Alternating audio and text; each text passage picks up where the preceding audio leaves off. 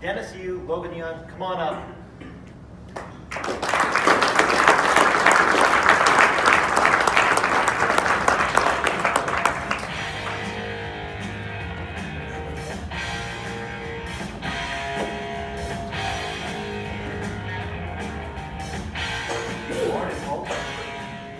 So as Jeff was mentioning, we had the pleasure of being on CNN 4 times in the last week, and that does a lot for your personal brand, but you might not realize behind the scenes what causes that, because all of us are media, all of us are journalists, all of us have personal brands. And the way that we got on the CNN is that the anchor saw us on the Washington Post, and the Washington Post folks saw us on USA Today, and the USA Today folks saw us on the LA Times, and the LA Times folks saw us on NPR. And so there's this chain of influence that you're able to build. And it might start with local media. Who's been on TV? See? So you guys are already most of the way there. Who's been quoted in a magazine article? Right? Or your company blog, right? Who has not had public exposure? Almost nobody. So when you realize that everything's around your personal brand, and your personal brand in sales is what gives you that credibility and authority, that is what causes people to want to buy from you, from your customers. And then you equip your entire sales staff to do the same thing. So what you have to do now, in light of all this, the stuff that got Donald Trump elected, whatever your opinion is you've got to build authority. And we're gonna go behind the scenes and show you how we actually do it. And all the checklists that we have, we're going to give to you. And we're gonna show you how it's done for Doug Campbell, for George, for Brendan, for me, for Logan, for all these other people. It is a template that you can follow. Mitch can follow this template, right? For his little agency, right? We're still trying to get to the PowerPoint side. I'll stall. So when you think about selling, there's the traditional cold calling approach where you want to bang down doors and try to get the sale and get past all the different objections and use the psychology that Tim was talking about to convince people they need to move to another state, or that different reasons why they have enough pain that they need to buy. But the other side, you need both. The other side of that is you have to have influence, because people buy from trust. They buy because Google said this is the way to do it. They buy because other partners or other customers of yours say, yep, we had a great experience working with XYZ agency or media company, and here's how we did it, 1, 2, 3, 4, 5. So I think this is my public figure page. Where are we? Profile, CNN. Oh, okay, let's talk about that. So this was just 3 or 4 days ago. And so you can see there's video, there's pictures, and it's taken by one of our guys, Tanner. Where are you? Back there. And he is taking video of the video. That is inception. That's the dream inside the dream, because when you have pictures of cameras, people think that you must be really important. So if someone else, let's say George is interviewing me, then I want to have someone in the background taking a picture or a video of someone taking a video of me. Okay? So whenever you have a media opportunity, you always want to have someone who is taking this, because this creates authority. Now, this humanizes you, because if all they do is see you on TV in front of millions of people, maybe you've established authority, but you haven't established emotional connection to say that you're a human. So this behind the scenes stuff, pictures like this, you take these pictures, you put them on Facebook, LinkedIn, Twitter, your blog, whatever it is, and then you boost it, and you write little stories about this. You could say, Tanner and I, we got a behind the scenes tour of CNN, and here's 3 or 4 things that you might not know about how the media works. For example, George Howell, who is the anchor, he taught me, how do you respond on TV in 30-second sound bites? Here's the tip. You have to do a 3-part sequence. You have an intro, and you have an exit, and you have the middle. When you have 30 seconds on TV, you have to come immediately into whatever the point you're making, and you have to know your exit before you're about to leave. In the middle, you can say whatever you want, right? I'm used to conference speaking. Logan and I know that we can speak for 30, 45 minutes, and we have a particular flow. We've done this hundreds of times. But on TV, it's different, right? And I can show you, here's the different tips that I learned from George Howell. So here's media inception. So George Howell is the anchor for CNN International. Now look at let's deconstruct his personal brand. Besides just the guy who's on TV talking about bombs and shootings and all these kinds of things. Let's go one slide at a time. It doesn't matter whether it's you, your company, your agency, your client, you're going to put everything into this 3x3 grid.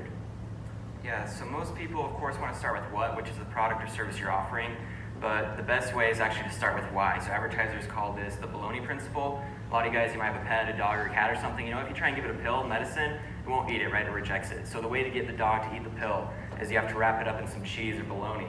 So for advertisers, it's the same way. No one wants to be sold to. You can't just come out and try and sell everyone right away. So you start with your why, which is starting with stories. So that's the first touch, is you're wrapping up your product or the service you're trying to offer inside some story. And we see all the big advertisers do this. Geico has their cavemen. Old Spice has that guy riding on the horse. You know, so it doesn't have to be some fancy production, but we all have different stories in our lives that are unique to us and attached to our values and what we do today. And that's what you want to lead off with and connect with. So that's your why. So for me, for example, rather than just saying I do Facebook ads, I can say when I was 16, I was working at a Subway and I got held up at gunpoint. Or when I was 3 years old, I went to SeaWorld and I got attacked by a seagull. Those are more interesting stories, and then I have the hook, right? Because most of the audience on social, if you're trying to build a brand and you put a video out there, 70% of your audience will not even watch 3 seconds. They're scrolling right past it. So the first 3 seconds, you have to have some kind of hook, some kind of incentive to give the audience some reason to stick around. And selling a product is not going to cut it. Talking about who you are and giving your biography, I'm Logan, I'm 27, I went to BYU, is not going to cut it, right? You have to start with some story so they have some reason. So that's your why, and that leads to how. The how layer is educating. So you've introduced yourself through a story. Now how is you basically showcasing your expertise. So it's a little show me versus tell me approach. And you just want to, give them examples. It can be free. It's like lead gen. So for me, I might say, here's 5 tips for using custom audiences, etc. And then finally that leads into your why. So after you give them a few touches, we know the average consumer needs 7 touches before they're going to convert. Sometimes more, sometimes less. But after you give them a few of those, via why, telling stories, via how, educating, showcasing you're an expert, then you can finally talk about your product, your service, try and close the deal, whatever you're trying to offer them with your what. Because by that point, the data will show later with some examples we have that they're going to convert, right? They've had a few touches, they've shown a 10, they've been to your website, they're ready to buy. So you have to lead with authority. And when you're telling stories, you want to do it in a pump rat kind of way. So this is Logan's public figure page, and you can see he's hanging out with Mark Zuckerberg or the head of social GoDaddy or Robert Scoble or whoever this is. And this, when you see this as the first touch, you think, holy shit, this guy must be pretty amazing. He's hanging out with Mark Zuckerberg, right? Or I'm hanging out with Dale, I must be pretty technical, right? If he thinks I'm good too, I must be a good programmer as well. Who has a public figure page? Who does not have a public figure page? Oh man, you guys are missing out. The public figure page looks just like your user profile, and Facebook built it to be this way. And they built business pages for your business, for your brand, for your agency to intentionally look just like user profiles. A lot of people say, did you check out what I posted on my page yesterday? No, that's your profile. A page has got fans. A page allows you to get analytics, allows you to run ads for $1 a day. It allows for inception. It allows for the sharing of messages, the collection of email addresses, the building of landing pages inside Facebook, integration with all these other systems. So when you see, Logan posted this 25 minutes ago. We want to boost one live for you guys at some point. Having a page is so critical too, because inevitably, content creation is hard. We've seen about 1 in 10 posts is what we call a winner. So it's hard to get good content, but on Facebook, the shelf life is so short. Even when you find that winner, I had this great post with Mark Zuckerberg where I got a picture with him. I met him in Chicago, and that lived for maybe 4 or 5 days before it trickled off. So when Zuckerberg came up to him and asked Logan to get a picture. Yeah. That's how awesome he is. Yeah, so if you have some content like that, you kind of want it to live forever, right? We call that evergreen content, or it's some of your greatest hits, like musicians. We saw Guns N' Roses in concert a few months ago. Guess what songs they're playing? The same ones from Appetite for Destruction, 1987, Welcome to the Jungle, Paradise City, Sweet Child of Mine. Yeah. We got some GNR fans out there, all right. So when you have a hit and content, you want to put $1 a day against it for a long time. We have some posts that have been running for over 3 years, right? So just giving a little pulse against your audience. So I'll show you how easy this is. This is a video I made. Did anyone do the gondola this week? By raise of hands, so you guys go experience that. How many of you guys are going on a hike this afternoon? All right, we're in Banff, let's take advantage. So this was at the gondola at the top of the mountain. While I was up there, I made a little bit 1-minute video about something coming May 1st. If you want to find out, you'll have to go watch the video. But to boost the post, I'm just going to put, I like to do $1 a day over 7 days initially, just to see how it performs. A day over 3 months, 6 months, again, just let it live all the time. So you want to have all your audiences pre-created. We can see Dennis has created a CNN one because obviously he's going to boost that post to him on CNN. He wants that to live for a while, right? So you create your audiences in Ads Manager. They preload here. You'll build up a ton over time, so it gives you a ton of, any ad is a combination of two things. One piece of content plus one audience. So if I know I have a winner with my content, the next thing is matching with the right audience. In this case, I could just say, sure, startups, because this is something that small businesses would be interested in. $7 over 7 days, and boost, right? It's that easy. So nothing super hard about it. First step, create your public figure page. Second step, start making these why, how, and what videos. Put them out there, recognize not everyone's going to be a winner. Again, we've seen 1 in 10 posts as a winner. My favorite example, Babe Ruth, he's the home run king of all time. Out of every 100 hits he had, only 8 of them were a home run. So even the very best in the business, only 8% of the time did he get a home run. So creating good content is like trying to hit a home run. It's just a challenging thing. There's increasingly more competition, especially on Facebook.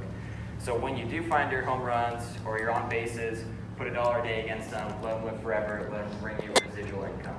Part of personal branding is looking at perceived authority versus actual authority. And perceived authority, to make it look like you might be important, make it look like you might have expertise, is to take that post, for example, and boost against anyone that works at Vendasta or works at CNN, as opposed to the people that like to watch CNN. You see how those are different audiences?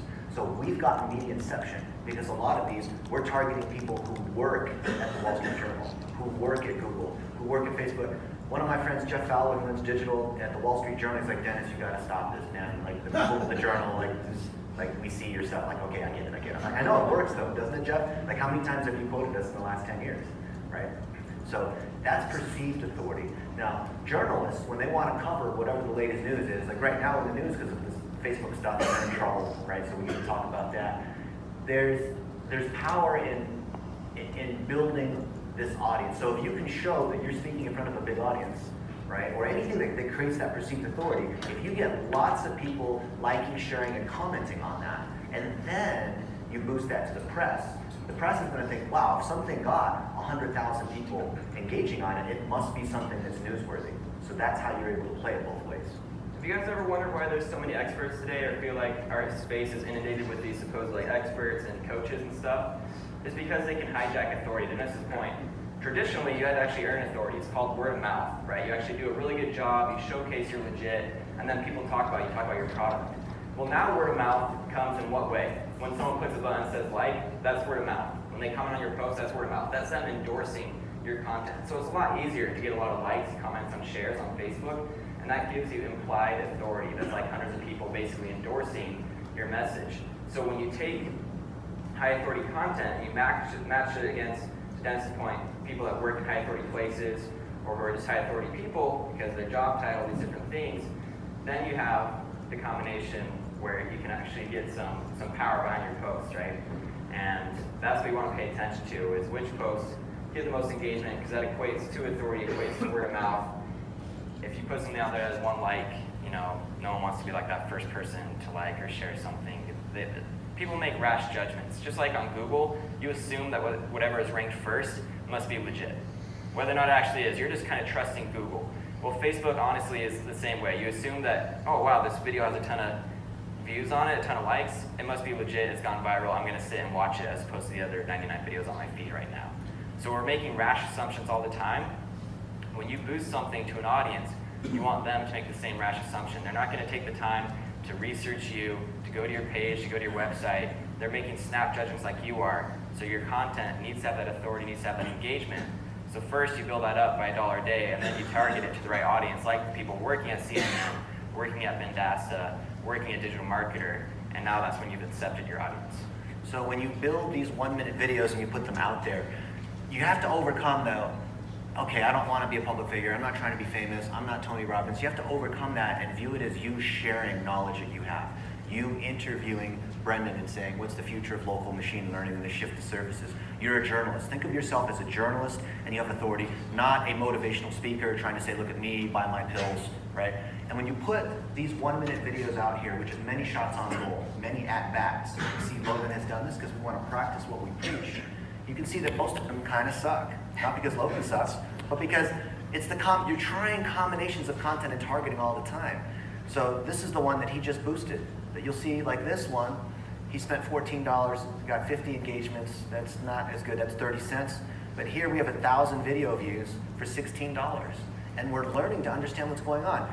How do you create good lookalike audiences? He just talked for a couple minutes. Here's how you sequence lookalike audiences in the right way to get the right performance. This one didn't do quite as well. 112 engagements for $43. But you'll find some of these are winners. And when they are winners, what do? You go another $1 a day for another 30 days. You go another $100 for another 100 days. And the accumulation of these posts, you might have, after a few months of doing this, you might have 50 posts. Each of these are minions that are working for you, spending $1 a day, and now you're spending $50 a day. Now you're starting to make an impact. And when you talk about personalization, which is the right message to the right user at the right time, people say that, they give lip service. That sounds good, doesn't it? But the way you actually build that up is through little atomic items, like the DNA, the building blocks, the if-then sequences, the combinations of content and targeting. When you just test little pieces like this and you continue to boost them, the net effect is that you're letting the machine learning of Facebook do that work for you to figure out which of these combinations are working. Seriously, just by putting these little pieces out here is how you're getting power. Now let's go back to, we'll talk about George Leaf in a second. So we're talking about George Howell. These are two of my favorite Georges. Now this is, think about, just stay with me for a second. So we talked about the 3x3, the why to the how to the what. The what is what you're selling. The how is the expertise. The why is you're just telling stories about your childhood, about your humanizing. Maybe there's authority in there, right? 3x3, 9 videos. Each of them is retargetable based on people who watch for 10 seconds and all this kind of stuff. Then you have your topic wheel. You have 6 topics that you care about. And each of those topics, you have 3 people that are high authority. Either you know them or you don't, right? And if you don't know them, you can write articles about them. That's okay. The 7 things that I learned from Brendan King, right? And that forms 18 items on the outside, which is the why. You have high authority. These people are telling stories. It doesn't have to be any kind of crazy expertise. It doesn't have to be topical. It doesn't even have to be within the last couple of years. Stories live forever. What's your favorite Disney movie, right? I think Logan just bought Frozen on DVD. I got a Disney collection going on, guys. Some of us men have been It's just out of me on stage that I bought Frozen. I don't know if I appreciate that. But you have to understand there's a bigger Frozen vision behind this. Yeah, like maybe, Disney movies could be one of his 6 topics. We saw Beauty and the Beast in Sydney, in London. We saw, no, it was Harry Potter. Aladdin, It's not Disney. yeah. It's Latin, yeah. Harry Potter. Yeah, lots of these Disney movies. So maybe that's one of his topics. He wants to talk about that, right? So George Howell, this is our anchor friend. After we were on TV with him, we had lunch. And we talked about Inception and the vision of Blitz metrics and what we do and helping young adults and this sort of thing. And he said, wow, I really embrace that. That's amazing. Can you build that for me? This was just a couple days ago, right? This isn't something we've been doing for months. And he said, here are the 6 things that I care about. And of those 6 things, here are the people that have authority in those particular areas. The green check mark is people that he knows. Now, who do you think this guy knows? He knows Anderson Cooper. He knows Richard Branson. He knows Dan Rather. He knows these other people, right? Matumbo, I think he's a basketball player, right? Anthony Bourdain, he's like a famous chef, right? And so he's mapping, this guy's network is incredible. So imagine mapping your network in this way. Imagine mapping your network against your expertise. The combination of those is your content and targeting that generates the highest authority. Now imagine, of all these people that you know, you've created 1-minute videos with them. You're interviewing them. George is interviewing all these people on the Conquer Local podcast and making different cuts of them as videos, as blog posts, as things that he puts on Twitter and Facebook and LinkedIn. And I don't care what the distribution channel is. What I care about is the authority, the combinations of content and targeting that I put out there, not because I'm trying to create a new post every day. I think Mitch was talking about that. Who was talking about how they're making 1 post every day? Elliot here, right? He was talking about that. And it's open for him, right?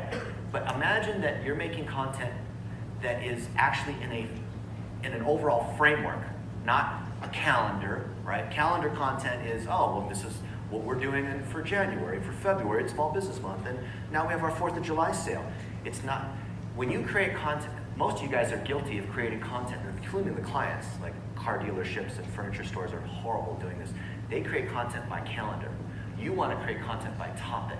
Any piece of content you make, you want to fit into that topic wheel. You want to fit that into your vision. You want to fit that into what's occurring across your entire digital footprint. And this can be intimidating to some people to start, because you see folks like George, he's on TV every night doing CNN, he has a pretty impressive network, and you might feel like, well, I don't know these high-powered people. That's okay. You just want to start within the topics, within the verticals. So if one of your verticals is selling or speaking on stage, for example, you could come up to Dennis after, I'm sure he'd be kind enough, and you could say, Dennis, can I just ask you one question? What's your number one tip for speaking on stage, and how do you do it so well? Or something like that, right? So the point is you're just interviewing other people that have some expertise within that vertical. They do not have to be famous to qualify, right? And then you're just educating your audience. So these all fit into your how videos. That's why the people are the two outer layers, right? So you're just educating your audience, giving them freely. That's what gains their trust, so that then eventually you push them to your center, which is your what. You don't need worldwide authority to be able to incept people in your local neighborhood and town. Who are the people that have influence or would have perceived authority? It could be the mayor, it could be the local Little League team, it could be whatever it is. So George just posted this 5 minutes ago on his public figure page, and we can take this and actually boost it to all the people who are attending at Vendastacon. Why? Because we can upload custom audiences, customer matches our Google friend was talking about, right? Think about how you can match any piece of content against any particular audience. Think about if you had a magic wand and you had something that was high authority, some kind of great customer case study, maybe some kind of expertise that you have, who would you want to see that? Maybe someone who's seen another video of yours, maybe someone who's been to your blog, maybe someone who saw you at a trade show. Maybe George has a list of all the customers he's going to call on over the next few weeks. And we put in ground cover by saying a week before George is going to meet these people, they're starting to see his stuff. And they don't know that we're targeting just that audience of maybe 50 people, right? They think, oh my goodness, it's George Leith. I've seen his stuff all over Facebook, right? Think about... I've had people come up to me at conferences. I hadn't created content in months because I just had some winners that I was letting live. They're like, Logan, I've been seeing your videos all over the place. You're all over the internet. I'm like, I haven't put out a new video in like literally 2 months, you know, but I just had some that did well. They're just living for me all the time. So as far as they're concerned, like I'm producing this new high authority content all the time. Yeah, we were in Sydney a couple months ago speaking. We were trying to hurry to the next place we were at, and somebody stopped us on the street and said, "You're Logan Young. I've seen you before. Wow, can I take a picture with you?" Right? I'm like, well, what about me? Logan Young? Okay, well, we're not doing a very good job. No, but that happens all the time, and you'll get used to it, right? Not because you're trying to be famous, but people don't realize that inception, which is the dream inside the dream inside the dream, is about playing chess multiple steps ahead so that you want them to buy. Obviously, we're all in sales. My title's CTO, but I'm actually a good salesperson too. We're all in sales, but we have to go through a stepwise process before we can ask for that money. We have to go from the why to the how to the what. We have to go from know to like to trust. We have to be able to go from awareness to engagement to conversion. So when you follow that 3-part process, it could be problem, reaction, solution. When you understand that's the psychology of conversion, Facebook is your playground, right? I was going to use another word, but I think it's being live streamed. So, where do we want to take it next? Let's look at Ashley Furniture for a moment. They're the largest furniture store on the planet. They have 700 locations. And they've been spending millions of dollars on Facebook ads because they believe, their CEO believes that they have to, because you can't not do anything on Facebook, right? But you don't know what the ROI is, so how do you make a business case? I don't know, this year we'll spend $5 million. Next year we'll spend $2 million. Oh, we'll spend $8 million because someone else is spending this much, so we should try to come up with these fake benchmarks on how much money we should spend because we have no idea how much money we're making, but we know we have to be there, right? That's usually the elephant in the room when it comes to social media. Okay, yeah, I need to put some money in there. Oh, there's word of mouth, and oh, I got 8 million impressions, and I got 50,000 people liking my page. Okay, yes. What's the ROI? Is that driving people into the store to buy couches and tables and chairs and living room sets? That's what they care about. That's what their shareholders care about, right? The founder of IKEA just died a couple weeks ago. That's competition for us. I just want to point out one thing too. Dennis mentioned earlier, on that note, we were talking about the different types of content. This is actually a really crucial point. Dennis says a lot of things that sometimes go over people's heads. So check this out. This is Ashley's different campaigns and President's Day week. Everyone knows furniture stores. We have our President's Day sale, our Labor Day blowout, these different things. Here on the right is our ROAS. For President's Day is 1.19x. Yeah. For our evergreen content based off our why, how, and what is 41.2x. So in this case, we're showing that evergreen content outperforms the calendar 40 times better in terms of your return on ad spend. There's 3 types of content that you can create. The first is calendar, based around some event. It's 4th of July, it's Christmas, it's Black Friday. As soon as that event's over, the content expires. It's no good anymore. On the other side, you have spontaneous content. So Cambridge Analytica, different things are happening in the news you kind of take advantage of. But again, let's kind of have a short shelf life. The most powerful content, and the content we're trying to teach you guys how to make, is evergreen content. Content that can live forever, has no shelf life, no expiration date. That's your why, your how, and your what. And that's what you guys need to start doing today, because that's where you really have your power. And even though it might take a while to find those winners, it's not going to happen on the first time. Once you find them, that's it, right? And then you can get good results like Ashley did. And there's 3 or 4 things that they did, which we will give you in just a minute, and you can follow the same checklist. We're giving it to you for free. So one is they shifted from a calendar to 4th of July blowout, Memorial Day, July 4th, they shifted from that into evergreen content by telling stories. So they had their best associates at each of the locations record 1-minute videos.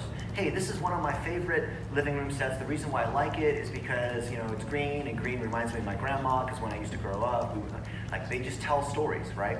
And people that are good at selling at the customer location, they naturally know how to tell stories. So they had a contest where these guys would each submit their 1-minute videos, and whichever video got the most likes and shares and whatever, they give a $25 gift card, right? So they got into the habit of telling stories instead of, it's on sale for 40% off, and it's, people don't resonate with commercials. So that was one thing they did. Number 2 is they restructured their campaigns to go for business objectives. So before, they were measuring themselves by, I think they were like 27 cents or 28 cents cost per engagement. Well, what does the Facebook algorithm do when you're going only for engagement? It'll give you more engagement, but that might not be the people who are actually buying. Like we did something for, it wasn't Lamborghini, it was for McLaren, right? They have a chip on their shoulder versus Ferrari. And they said, well, Ferrari's got more fans and all this. Like, yeah, but and their fans would never buy because they're 18-year-old boys. Yeah, well, your fans are just like too. But if you want people to actually go to the new dealerships that you guys are opening in the United States, you actually need some of that social proof, because that's what causes the people who buy to buy, because they can buy something no one else can have. But at the same time, if you're boosting just to fans, you might get a lot of 18-year-olds that, it depends, right? There's perceived authority and actual authority. So in this case, we didn't want just people who would click like, which then, because they tried stuff like, is this a blue dress or a green dress? You know that one? You guys remember that? Like, is it a gold dress? They tried stuff like that, and they got a lot of engagement, but we found it didn't drive sales. So engagement doesn't drive sales. Having lots of fans doesn't ring the cash register necessarily. So we started going to business objectives. So we wanted to drive conversions. That means we had to track it all the way through to people into the store at the point of sale buying furniture. So Facebook has something called the offline API. Who's using that? Which nobody's using it. Like we would be, just barely a couple people are using it. So before they were just kind of throwing money into this box and hoping that it was working. 2 months ago, we connected all that data using their API. Dale knows all about this kind of stuff. And we found that we were getting a 1,000% ROAS. Every dollar was bringing in another $10.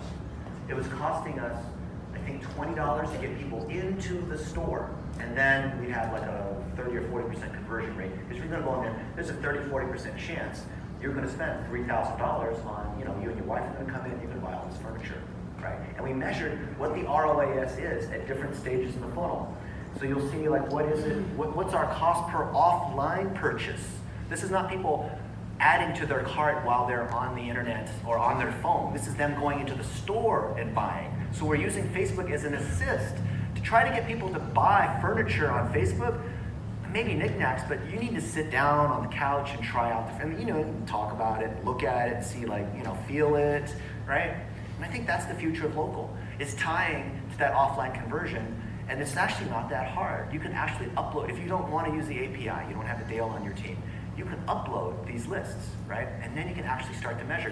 Because before I was like, I don't really know if I want to tie it together, because then we've been doing all these ads, I'm afraid it might come out and say, your ROI is negative. But thank goodness we actually connected it. We found the data is working because we followed that 3x3 grid, because we're putting 1-minute videos out there, because we believe that inherently building authority and word of mouth, and forget about all this nonsense about, Facebook's killing our reach, or they're just trying to make money, or don't worry about that. Focus on what drives word of mouth, what drives engagement, the underlying psychology of why, how, and what, and awareness, engagement, conversion. That 3x3 will never change. All that's happening now is that the system is getting smarter at cutting people out who are cheating the system. Just like every time Google makes an update, right, people panic. Yeah, it's the black hat people that are panicking. We're not panicking. I used to run analytics at a search engine. It was one that was purple, it was Yahoo. I used to wear purple all the time. I'm very sad it doesn't exist anymore. But it's the same thing with Facebook. Do these right. You have all the more impetus now to do the right thing in this 3x3 grid. You can see these kinds of results. And then these clients think that you're magic. You equip the salespeople with this kind of knowledge, then these customers want to come to you. Then it's not like, oh, how is your package different than all these other places I can run digital? Because I can do this, and I have a process, and the other guys don't have a process. And we can see to the points we were making earlier, it's super important to sequence on Facebook at multiple touches. So here we have our ROAS compared against two different audiences, 7-page engagers. So this is just people liking, commenting, and sharing your posts versus 7-day website visitors. So initially, this is more like a first touch. They see a video, they like it. But after we show them a few videos and get them to go to the website, then that's when they're ready to convert. And a while ago, Procter & Gamble came out and they said, you know what, we tried this whole digital thing and we've just found traditional works better. Well, if you approach digital with the same approach as a traditional, where you just have one crazy blast out there, it won't be very effective. But the power of Facebook is being able to sequence messages together, where you're saying, if person watched video A, then show them video B, then send them to the site with piece of content C, right? You string pieces of content together. And now, I think the VP from Procter & Gamble wants to meet with us next week. They're ready to try it again, right? So most people, almost no one sequences on Facebook, though. I mean, there's so much power and relevancy. We have some slides in the deck we'll go over a little bit later that show relevancy score. Facebook gives every ad relevancy score of 0 to 10. And it's directly correlated to low CPM, high click-through rate, all these good things. Like, the higher your relevancy score, the better all the other metrics become. And what gives you a high relevancy score? Just like the name suggests, when an ad is relevant. People are okay with ads when it's relevant to them. If I'm driving down the freeway and I'm about out of gas, I'm totally fine seeing an ad that tells me there's a Chevron at the next exit.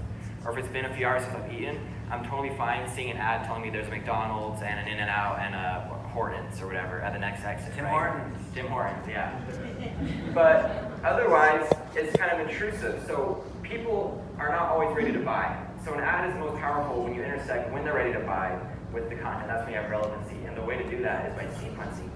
Saying, if they watched my previous 3 videos, they'll probably appreciate this next video, as opposed to just trying to first touch, cold sell everyone, direct response. So that'll work a little bit, but you're gonna have low relevancy when they have CPM if that's your approach.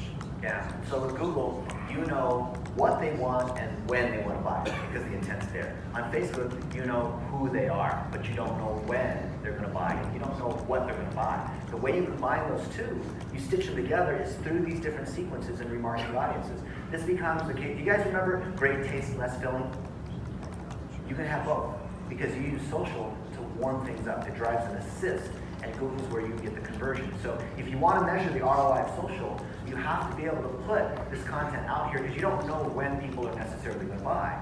And what you'll find is that more people are going to search on Google on brand terms.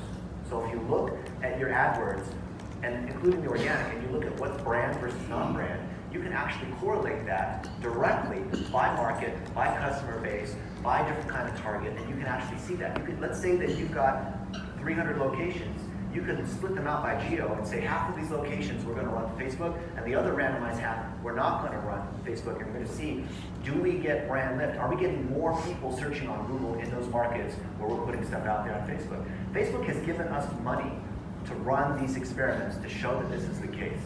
Google, via YouTube, has given us money to test this and prove that this is the case. And by the way, you never hear about the failed case studies, because we've got tons of, we did a failed case study with Hyundai, we did a failed case study with Rosetta Stone, with YouTube. I think we spent a couple $1 million on that one, and it didn't work, so we didn't publish a case study. But for every one case, you only hear about the good ones, whatever, right? For every one good one, you can be sure there's 50 or 100 failed ones. There's the number of bodies in digital is unbelievable. They're all, the closet's not even big enough to jam all the failures in. And that's why Logan's saying, they root 8% of them are home runs, right? We understand that the majority of the campaigns that we run will fail. Are you okay with that? Because we're pretty good. Most of our campaigns fail. And that's why we do many 1-minute videos. We take many shots on goal. Because you only hear about that one, right? So don't think like you only get one shot. You need hundreds of shots. Many shots on goal. Maybe I suck at making free throws. You give me 100 free throws, I'll make one for sure. Right? And that's how we think about digital too. It's not just a Facebook thing. We have a lot of that content. But the way you can overcome that is what we've been talking about. Just to the point earlier, I want to show you guys really quick. You can see here's all these things matched up against relevancy scores. I can see my clicks go up, click-through rate goes up, frequency goes down. So if you're not sure where to start, that's like the check engine light that Facebook gives us is your relevancy score. Again, it's 0 to 10. So if something's not working, for first touch, top of funnel, I want to see a relevancy score of at least 6. I don't want to go in there and see 1. Maybe I'll keep running it. No, that's like a sure sell time, like turn it off, right? If it's 1, it's like it's doing way more harm than good. You're gonna get negative feedback. That's what's gonna get your ad account shut down. Bad things will happen. So if I can't tell you how many ad accounts have gone in and you open it up and they're just like ones all over the place with the relevancy scores because people aren't looking. They're just not paying attention. But it's like, dude, your change oil light has been on for the past 6 months and you've still been like running the car. It's like you need to change something. So pay attention to relevancy score. Top of funnel, first touch, you want 6. Middle of funnel, you want at least a 4. For bottom of funnel, this is when we're trying to sell. So at this point, we're okay with the lower relevancy score. We're okay with a 2. But the first few touches are most important. You want at least a 6. If not, just turn it off. Try something else. Try a different copy, creative, whatever it is. Google quality score, right? Same thing. Relevant score, quality score. Why? Because it's the intersection of content and targeting. How well do those two fit? The number one determinant, you guys know what it is? Click-through rate, right? Engagement rate. When the engagement's high across Google or Facebook, that tells the algorithm this is something that's resonating with the users. If you have a 1% click-through rate, that might sound good. That means 99% of people don't give a dang about whatever you're saying. Just think about that. We see the highest engagement rate I have ever seen on Facebook, ever, was 71.8%. 71.8% of people who saw the creative actually engaged with it. And it was a video of Logan getting bit by a dog that ran on TV. It's not like a prank or something either. I literally got attacked by a dog last Easter. I had to go to the ER and we had it on doorbell video camera though. So. Yeah, he got him on news because we targeted all the people. So he's live on TV. The top story tonight is, he's on TV being interviewed, right? Like we can tell you all about like how do you behave on TV to not look like an idiot, right? But that was higher than the Golden State Warriors winning the NBA championship 2 of the last 3 years. That was up at like 45-50% engagement rate, which is super high. Can you imagine if your ads had a 50% click-through rate? 50% of people were liking, commenting, sharing, and that's super high. Do not be happy with a 1 or 2% engagement rate or click-through rate because it means your relevance sucks. It means that you are selling at people and interrupting their dinner as opposed to saying, oh wow, it's really interesting. I want to see the rest of this. It's really cool, right? It's super relevant to me. So by the way, this deck we've been going over has like over 80 slides in it. Of course, we don't have time to cover all of this. Dennis and I like to jam as much as we can. But one super important thing, we talked about word of mouth earlier. This is maybe the most critical thing that almost no one does. We call this the thank you machine. So likes, comments, and shares, yes, that gives authority. It's word of mouth, but it's not like true word of mouth. It's kind of like a proxy, It's who knows where those likes came from. You could have just targeted people in the Philippines or something like that, where you get a lot of likes for not a lot of money. But this is how you get true word of mouth. So we call this our client love process, and the whole idea is saying thank you. So your most undervalued resource is your current customer base, and almost no one realizes that because that's where word of mouth comes from your current customers. Right? So those should be the people you're spending some of the most time with. We have something called the hourglass model, where when you think of a funnel, most people think, there's awareness, engagement, and conversion, and once someone hits the bottom of the funnel, I'm kind of finished with them. Right here's the hourglass, awareness, engagement, conversion. But we believe that you want to flip it so that even after people buy, you still give them a good experience. You do things like, for example, anytime someone buys a course from us, we might send them a pair of socks with their face all over the socks. We have someone that puts your face on your socks, so if you guys want socks with your face on it, let us know, or we'll send them a Facebook shirt, these different things. And that's like an unexpected warm touch from us that gets them to share on social media, puts an impression in their mind. So the ROI of it is hard to measure, but over time, doing these little touches with your current customer base builds up huge word of mouth effect so that our whole business now is generated on inbound leads. We don't do any cold emails, cold calls, everything is inbound, everyone comes to us. And it's because we made this such a focus of our company over the last 10 years. It's a huge, evergreen, long-term play. It's not a get-rich-quick scheme. it's if you're a long-term player, you're actually serious about building your brand, building your company, or your clients' companies, this is the thing you need to focus on, is this thank you machine and getting more out of your most undervalued resource, which is your current customer base. So thank you is the most powerful weapon that you have. Does any of you guys have like a morning routine, or like maybe you meditate, or you exercise, or you read scripture, or you're grateful, or you pray, right? I think as part of that, when you're thankful for the things in your life, when you're thankful for your job, you're thankful for the clients that you have, you're thankful for Brendan and George and other friends, right? When you're thankful for these people, and you can just write a tweet about that, or make a 1-minute video about that, and you're showing gratitude, that is the most powerful weapon in digital marketing, is these 1-minute gratitude videos. And when you teach your customers how to do this, when you equip your sales staff on how to say thank you, that is something that is disarming. That creates amazing trust. Because think about most people that are trying to drive sales, it's that car dealership or the dentist or whoever, they're trying to drive that sale by saying, come buy from me. They're talking about themselves. But when you can get the customers of the customer to say, yeah, I bought a car from Logan, it was awesome, we had a great experience. When you take what someone else has to say about that customer and then you boost it out there, when you have the folks at CNN saying, yep, these guys are the experts, blah, blah, blah, isn't that way better than, like if I told you, I'm one of the world's foremost experts in digital marketing, and we spent $1 billion on Facebook ads, I'm really good at what I do, versus, Logan says, oh yeah, Dennis has done this a long time, he's really good. Like, it's always better to have someone else talk about you, yeah? So equip that for yourself. Have other people talk about you. There's tons of people. Look at how many LinkedIn recommendations you have. Probably not as many as you should have, right? Look at the customers. Can you get them systematically to collect all the amazing feedback and build it into their operational processes? Because when you collect that, then you have the ammo that you need to be able to distribute on Facebook. Hopefully everything that you've seen that we've shown you here is about how do you collect what other people are saying about you. Your personal brand is not what you say about yourself, it is the sum of what other people have to say about you. When you want to drive a sale, it's not how hard you can try to convince them. Yes, there's a place to go in and close deals and use psychology and do these kinds of things. But the real power is you've got to track these micro assets. These are all deposits. This is money that you have to be able to track in your bank account. So this is what we track. We actually build public figure pages for the people that we think are awesome, like George Howell. Right after we spent time with him, we built his Facebook public figure page, and now we're boosting posts. And from his point of view, it looks like we're giving him free PR because we're elevating his brand.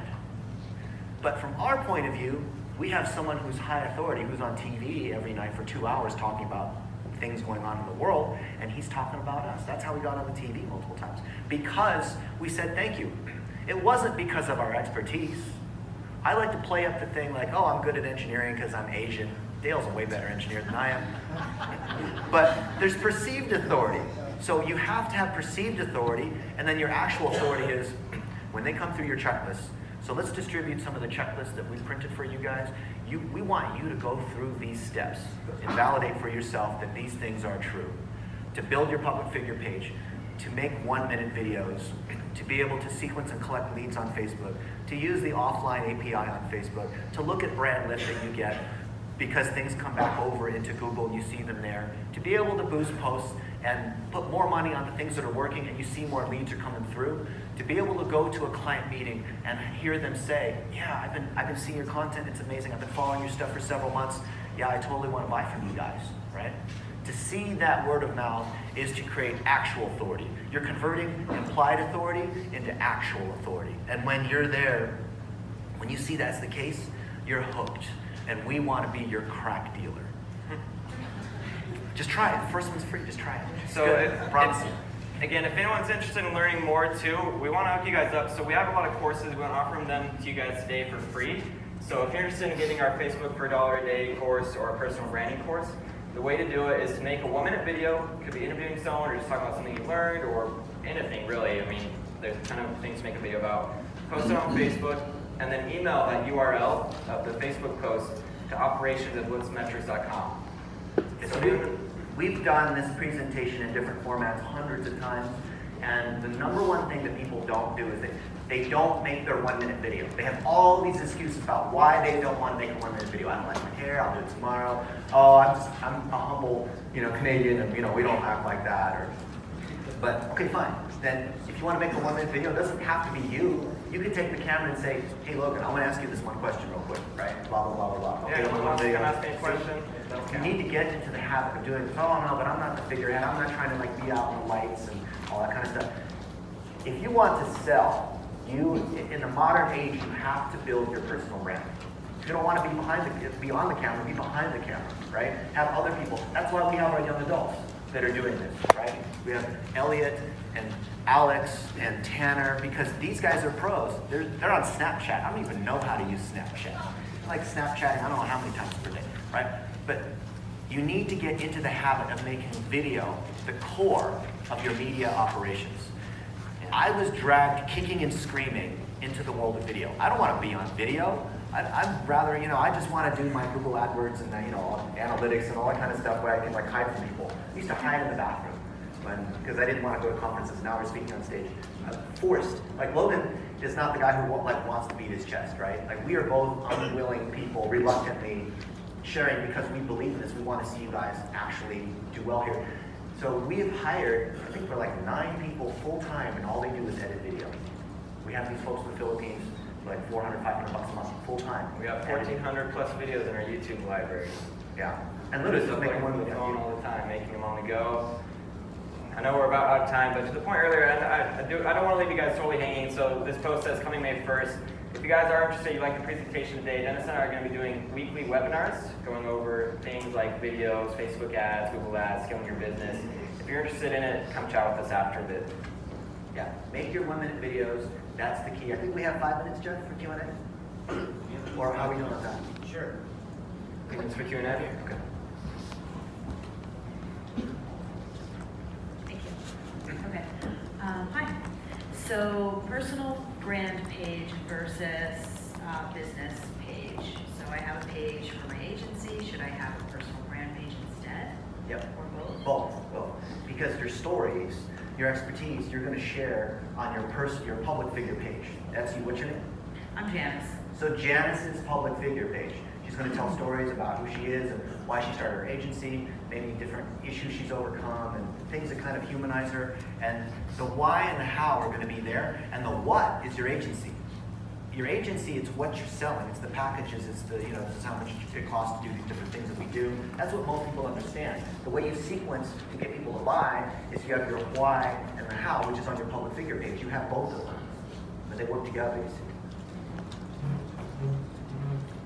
Thanks, great job, by the way. To carry on with the public figure page, we have a lot of groups in our industry, so the groups are very active and engaging, but I'm not sure, I don't think I can join a group or participate as the public figure page if I need to be my own person. Is that true or not? Yeah, groups are for users. Groups Yeah. are for usually communities of existing customers that want to collaborate, as opposed to a page is like a broader community. But you can link a page, you can link a group to a page. There's differences between what a user can do, us with profiles, versus what you can on a public figure page, which is a subset of a business page. So then my follow-up question is, earlier you were talking about the $1 a day and getting some videos going, and then you quickly showed some targeting with that, which we're very familiar with. But did you say to go ahead and get a lot of engagement and then target it to the media companies and so on? So you don't do that right out of the gate? Unless it's breaking news. Okay. Build social proof and then target the media. Got Then it. you have implied authority. Got it. Thank you. All the work that you see here, all this is done by our young adults, by the way. All I do is I just come up here and chit-chat with you guys. This work is all being done by the millennials that we like to piss on. Right? These guys are doing incredible work. Isn't that awesome? Yeah, or whatever, yeah. A lot of people think Logan just turned 13.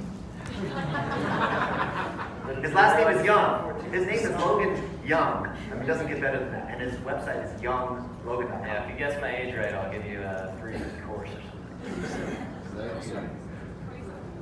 Really good. Yeah, we go to hotels and the people will say, so are you getting a separate room for your son? You got a question? Great presentation, by the way. This is a very long question. I'll try to make it quick.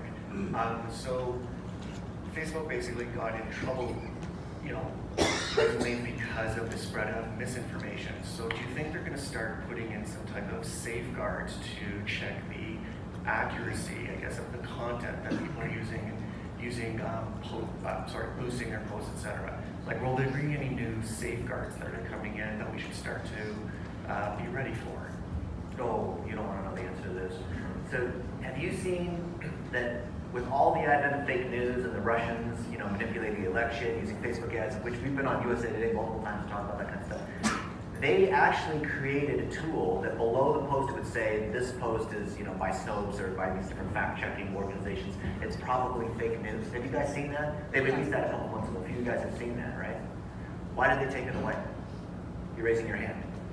Sorry, I had a question, not about your topic. Oh, they took that away. Why did they take that away? I mean, you figured it'd be a good thing. It's like Surgeon General's warning, these cigarettes may cause cancer and kill you, but they took it away. Why? Because it didn't work. Because people still shared things saying, oh, if you share it 10 times, Bill Gates will give you $100, right? Or like people fall, that celebrity died, you can quickly tell whether that celebrity actually died or not, right? Because people don't listen, and they don't listen to Surgeon General's warning. Mark Benioff, who's the founder of Salesforce, said, oh yeah, they should regulate Facebook like cigarettes because it's addictive and it wastes people's time, causes them to commit suicide and all that kind of stuff. Okay, yeah, fine. The issue that Facebook faces is one of education. The users will fall for fake news. It's not about warnings and labels and what there's nothing they can do from a privacy or algorithm or safety or data. There's nothing they can do about that. They cannot solve the problem that they have right now because it's an educational issue. Because you have idiocracy, you have dumber and dumber going on. So you're saying I have a chance. That's what's going on, right? Whatever you want to say about people becoming minority report users. Yeah, that's the issue. But the same thing that allows the Russians to spread misinformation and whatever is the same tool that you can use to build your brand and drive sales for your customers. Because fire can burn you.